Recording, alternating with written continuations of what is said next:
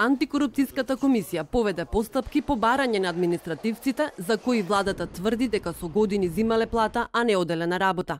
33 административни службеници се пожалиле дека генералниот секретар Рашковски, спротивно на изборниот законник, сега во предворието на изборите повел дисциплински постапки поради недоаѓање на работа. Предлагам на комисијата да побара информација од генералниот секретаријат на владата дали е покрената постапка за престанок на работа односно овие лица, и ако е покрената, кога е покрената, по кој член од Законот за административни службеници и истата да се достапи во копија верна на оригиналот до Државната комисија за спречување во корупција. Рашковски рече дека дисциплинските постапки се стопирани навреме и не е прикршен кривичниот законник. Ке поднесе кривична пријава против поранешниот генерален секретар Кирил Божиновски, но ќе бара одговорност и од вработените кои седеле дома.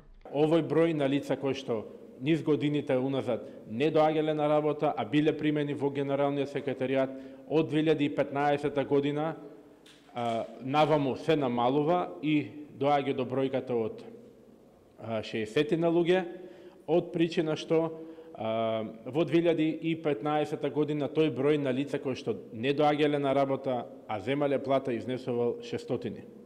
Рашковски викендов соопшти дека 166 административци со години не доаѓале на работа, а само минатата година го оштетиле буџетот за над 800.000 евра. Владата има рок од најмногу 15 дена да ја достави податоци, но антикорупцијска нема рок за донесување на конечна одлука дали имало прекршување на изборниот законник. Но Тантуровски тврди дека ќе донесат одлука штом ќе ги добие потребните документи. До комисијата се пожали поранешната директорка на Скопското биро за вработување, која била сменета на работно место пониско за 5 нивоа, а добила решение и за суспензија.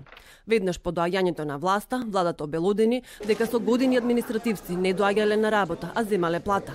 Вакви вработувања, освен во Генералниот секретаријат, има и во Секретаријатот за спроведување на рамковниот договор.